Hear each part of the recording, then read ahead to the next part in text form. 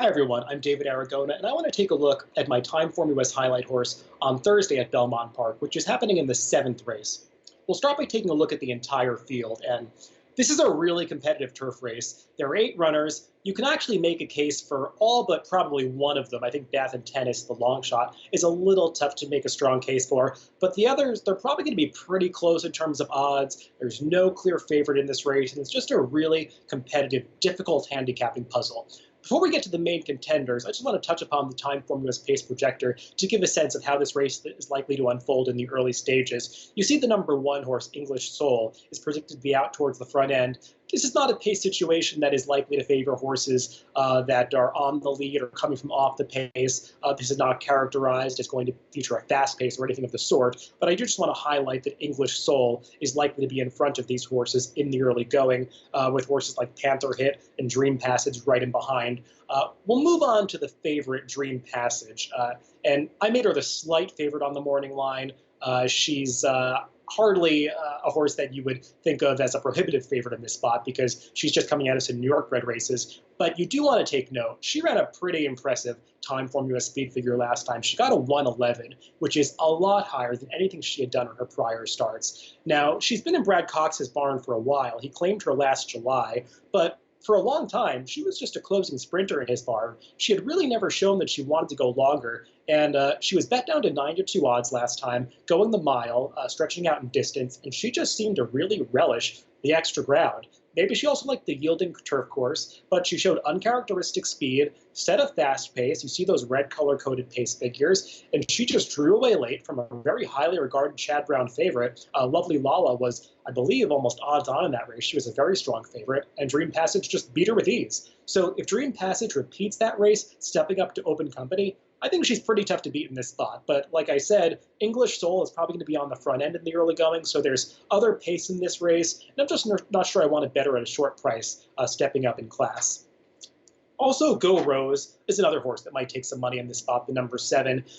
She ran a comparable speed figure to Dream Passage last time in her U.S. debut. She got a 108. That's the kind of number that could win a race at this level, potentially.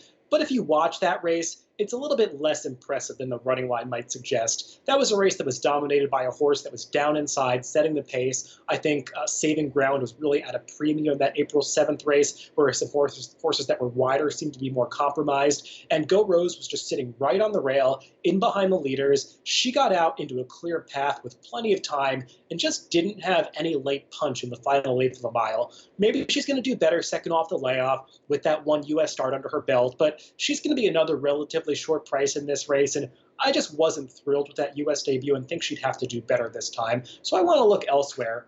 There are 2 horses that interest me, one of which is going to be among the shorter prices, another one's a bigger price. We'll take a look at the shorter priced one first. That's the number 2, Goodbye Broccoli.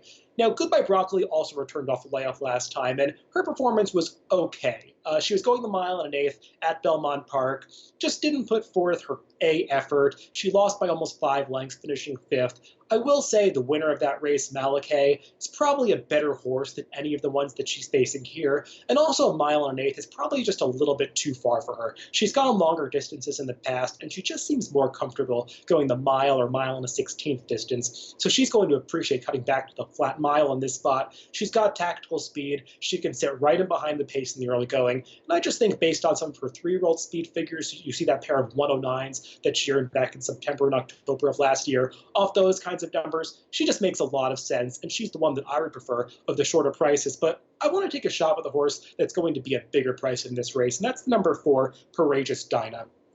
At first glance, she probably looks inferior to some of her rivals because she really hasn't won a turf race since she won a New York bred event going back to last May. That was actually an off-the-turf race. She hasn't won a turf race going back to last April. So you might say, oh, well, she's just inferior to these and she hasn't really stepped up her performances as she stepped up in class. But I think you really have to dig into her turf form to see that she's run better than it seems on a few occasions. You go back to that June 14th race when she was behind Complicit and Silver Shaker. She only lost that race by a length and a half, and those 2 aforementioned fillies, they're both out of the Chad Brown stable, and if they showed up in a spot like this, they'd both be favorites. So I think Courageous Dinah deserves credit for running that well at this level. Then they stretched her out to a mile and a quarter in that July 12th race 4-back. This filly wants no part of a mile and a quarter. Her best distance is probably 7 furlongs to a mile, so she was just always going to be up against it that day.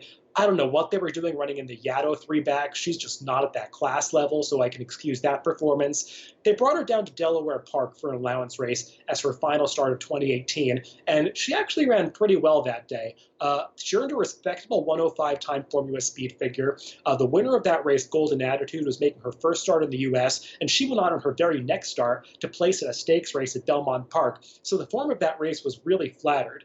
Courageous Dinah was off for a long time after that. She came back on the dirt last time.